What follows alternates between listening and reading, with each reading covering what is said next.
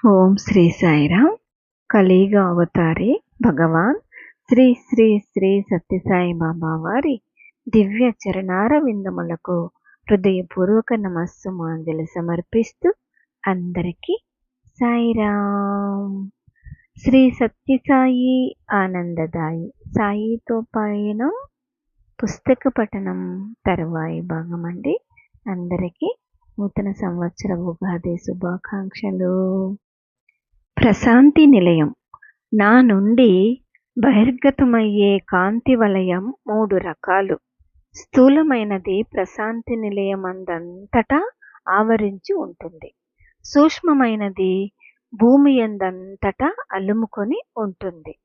కారణ కాంతి వలయం విశ్వవ్యాప్తమై ఉంటుంది అంటారు భగవాన్ శ్రీ సత్యసాయి బాబా వారు. క్రీస్తు శకం 1940 అక్టోబరు 25వ తేదీన ఉరవకొండలో పాఠశాల చదువుకు స్వస్తి చెప్పి సత్యం తాను సాయిబాబానన్న సత్యాన్ని లోకానికి ప్రకటించాక మాతృశ్రీ ఈశ్వరాంబ సర్వసంగ పరిత్యాగి అయిన కుమారుని తన వెంట పుట్టపర్తికి రమ్మని బ్రతిమాలారు. తల్లిని సంతోషపెట్టేందుకు బాలబాబా ఆమె కోరికను మన్నించారు. పుట్టపర్తిలో కొన్నాళ్ళు, తల్లిదండ్రుల దగ్గర కొన్నాళ్ళు, మేనమామ గారైన శ్రీ సుబ్బరాజు గారి ఇంటిలోనూ ఉన్నాక బాలబాబా శ్రీమతి కరణం సుబ్బమ్మ గారింట నివాసం ఏర్పరచుకున్నారు. ఆవిడ మహాసాధ్వి. బాలసత్యము సాక్షాత్తు శ్రీకృష్ణ భగవానుని గుర్తించి సేవించి శ్రీవారి అనుగ్రహానికి పాత్రురాలైన ధన్యజీవి. కరణం గారి ఇంట్లో 8 అడుగుల చదరపు గదిలో బాలబాబా మొట్టమొదట భజన ప్రారంభించారు. శ్రీవారి మహిమలను గూర్చి విని ఆయన దర్శనార్థమై వచ్చే భక్తజనులందరికీ చోటు చాలకపోవడం చేత గదికి ఎదురుగా ఉన్న వీధినంతా ఆక్రమించుకోవలసి వచ్చేది.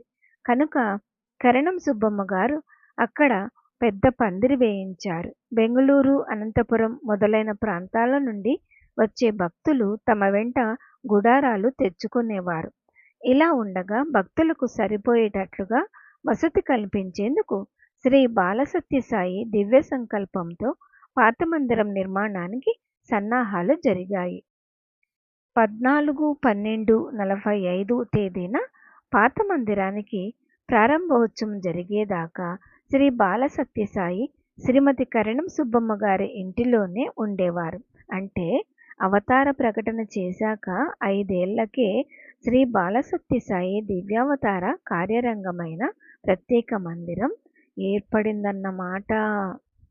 అలాగే స్వామివారు కాలం గడిచే కొద్దీ అధిక సంఖ్యలో వచ్చే భక్తులకు పాత మందిరం కూడా చాలేది కాదు. అందుచేత పాత మందిరానికి ముందున్న ఖాళీ జాగాలో రేకుల షెడ్డు వేయడం జరిగింది.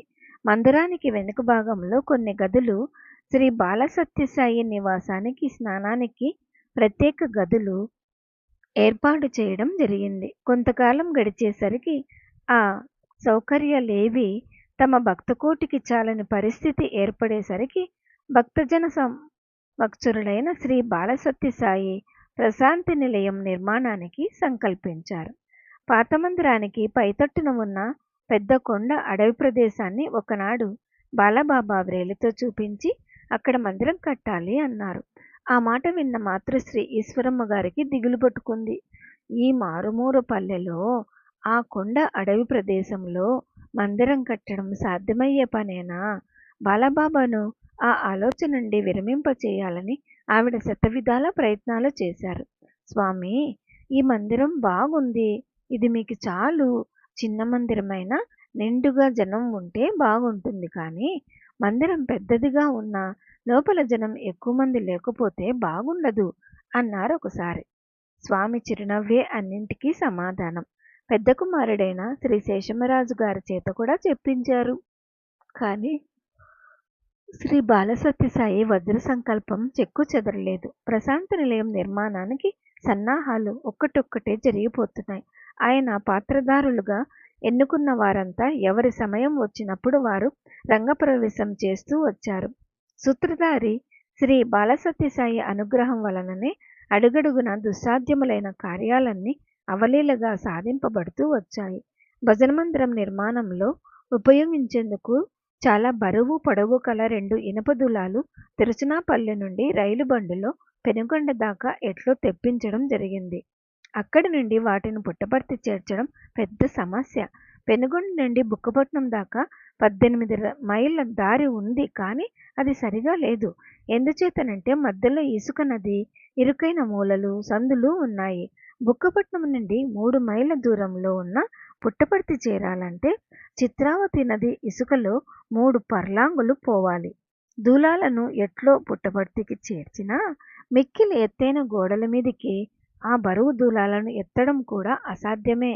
అందుచేత ఇనుప దూలాలు తెప్పించే ప్రయత్నం విరమించుకొని వేరొక విధంగా హాలు నిర్మాణం పూర్తి చేస్తే బాగుంటుందని ఇంజనీర్లు భావించి స్వామితో ఆ విషయంపై మాట్లాడాలని అనుకున్నారు. అంతలో స్వామి మహాద్భుతం చేయడం జరిగింది. తుంగభద్ర డ్యాం దగ్గర నుండి మద్రాసుకు తీసుకుని పోతున్న చెడిపోయిన క్రేన్ను బాగు చేసేందుకు ఇంజనీరు చేతికి అస్తవిభూతిని ఇచ్చి స్వామి పంపించడం, దానితో అది బాగుపడడం, దాని సహాయంతో ఆ బరువు దూలాలను పుట్టపర్తికి చేర్చడం అంతా విచిత్రంగా అనూహ్యంగా జరిగిపోయింది. తుంగభద్ర డ్యాం దగ్గర నుండి వచ్చిన పనివారు కొందరు ఉపాయంగా బలమైన పగ్గాలు, కప్పీల సహాయంతో జై సాయిరం అనే నినాదాలు చెలరేగుతూ ఉండగా శ్రీ బాలసత్యసాయి పర్యవేక్షణలో ఆ బరువు దూలాలను ఎత్తుగోడలపైకి ఎక్కించడం కూడా జరిగిపోయింది. ఈ విధంగా అడుగడుగున అద్భుతాలతో, ఆనంద కోలాహలంతో ప్రశాంతి నిలయం నిర్మాణం పూర్తి అయ్యేసరికి 2 ఏళ్లు పట్టింది. 1950 నవంబర్ 23వ తేదీన భగవాన్ శ్రీ సత్యసాయి బాబా వారి 25వ జన్మదినోత్సవ శుభ సమయంలో ప్రశాంతి నిలయ ప్రవేశ మహోత్సవం 5 రోజుల పాటు మహావైభవోపేతంగా జరిగింది. వేల కొలది భక్తులు ఈ మహోత్సవ సందర్శనార్థమై వచ్చారు. ఎంతో బాధ్యతతో కూడిన ఎన్నో పనుల ఒత్తిడిలో కూడా స్వామి అమ్మతో మాట్లాడడానికి మా కుటుంబానికి, చెల్లెలు రాధ కుటుంబానికి తమ ఆశీస్సులు తెలియజేయడానికి కొంత సమయాన్ని కేటాయించారంటే అది శ్రీవారి భక్తవాత్సల్యానికి ప్రబలమైన నిదర్శనం. ఇప్పటి మాదిరిగా శిల్పాలు, గోపురాలు లేకుండా గొప్పవారు నివసించే భవనం మాదిరిగా ఉండేది ప్రశాంతి నిలయ మందిరం. ఈ నిర్మాణంలో ప్రధాన భాగం పెద్ద భజన హాలు, దానిలో తూర్పు పడమరలందు కొద్దిగా ఎత్తైన వేదికలు, పశ్చిమం వైపున వేదిక దైవపీఠం, దానిపైన శ్రీ షిరిడి సాయి, శ్రీ సత్యసాయి చిత్రాలు నిలువెత్తు ఉన్నాయి. షిరిడి సాయిబాబా వారి వెండి విగ్రహం పైన పాము పడగతోనూ కింద పానపట్టంతోనూ కూడి ఉంటుంది. దిగువన గణేశుని విగ్రహం ఉంటుంది. శ్రీరామకృష్ణ పరమహంస, శ్రీ వివేకానంద, బుద్ధుడు, జీసస్, తుకారం, త్రిమతాచార్యులు మొదలైన మహానుభావుల చిత్రాలు గోడలకు అమర్చబడి ఉండేవి. ఇప్పుడు అందమైన దశావతారాల శిల్పాలు ముచ్చట గొలుపుతున్నాయి. వెనుక వైపున ఉన్న 2 గదులు సామానులు పెట్టుకునేందుకు ఉపయోగించేవి. ముందు వైపు పశ్చిమ దిక్కున ఉన్న గది స్వాములతో ప్రత్యేక సంభాషణలు చేసేందుకు కేటాయించబడింది. దానికి ఎదురుగా తూర్పు వైపున ఉన్న గది పాద పూజలకు ఉపయోగించేవారు. మేడ మీద పశ్చిమ వైపు గదిలో స్వామి నివసించేవారు. దానికి ఎదురుగా తూర్పు వైపునున్న ఆ గది కూడా స్వామి భోజనం చేసేందుకు ఉపయోగించేది. మేడ మీద ముందున్న వసారాల్లో నుండి స్వామి ప్రత్యేక సమయాలలో దర్శనం ఇచ్చేవారు. క్రింది నుండి భక్తులు చూసేవారు. పండుగ సమయాలలో అంటే పుట్టినరోజు పండుగ మొదలైనవి అక్కడి నుండి ఉపన్యాసం కూడా ఇచ్చేవారు. మొదటి అంతస్తు నుండి పైన ఎండ మిద్దె మీదికి పోయేందుకు మెట్లుండేవి. అక్కడ మధ్య భాగంలో నడుం వరకు ఉన్న స్వామి విగ్రహం, ధ్వజస్తంభం ఉండేవి. పండుగ రోజులలో ధ్వజస్తంభం పైన ప్రశాంతి పథకాన్ని ఎగురవేసేవారు. భవనానికి ముందు భాగంలో వలయాల మధ్య ఒక స్తంభం, దానిపైన తామర పువ్వు అమర్చబడి ఉండేవి. ఈ స్తంభం యోగానికి, దాని చుట్టూ గల వలయాలు యోగ భూమికలకు గుర్తులు. యోగానుష్ఠానం వలన హృదయ వికాసం కలుగుతుందనడానికి సూచన వలయాలతో కూడిన ఈ కమల స్తంభం యొక్క చిత్రమే ప్రశాంతి పతాకం పైన ముద్రింపబడి ఉండేది. పతాకోత్సవ సమయంలో స్వామి ఈ విషయాన్ని గూర్చి వివరించారు. ప్రశాంతి నిలయానికి ముందు భాగంలో అందమైన పూల తోట ఉండేది. భక్తిభరితమైన తమ సేవలతో భక్తులందరూ పెంపొందించిన ఆ తోటలో పుష్పాలు ఫలాలు కన్నుల పండుగ చేసేవి. భజన హాలులో దేవుని పీఠానికి ఎడమ పక్కన రజత సింహాసనం అమర్చబడింది. భజన సమయంలో స్వామి దానిపైన ఆసీనులై భక్తులకు దర్శనమిస్తారు. ప్రాతఃసంధ్యా సమయంలో సహస్రనామ పూజ, శివలింగాభిషేకం జరుగుతాయి. 1958 నవంబర్ నెలలో చిత్రావతి నదీ తీరంలోని ఇసుక నుండి ఈ లింగాలను స్వామి పూజ కొరకే సృష్టించారు. భగవాన్ శ్రీ సత్యసాయికి అందరి వ్యక్తిగత విషయాలు, అందరి రహస్యాలు అవగతమే. చిత్రావతి నదీ తీర విహారాల తొలి రోజుల్లో కూడా వ్యక్తిగత విషయాలు మాట్లాడేటప్పుడు ఆయా వ్యక్తులను సమావేశ స్థలానికి కొంచెం దూరంగా తీసుకుని వెళ్ళి అక్కడ మాట్లాడుతూ ఉండేవారు.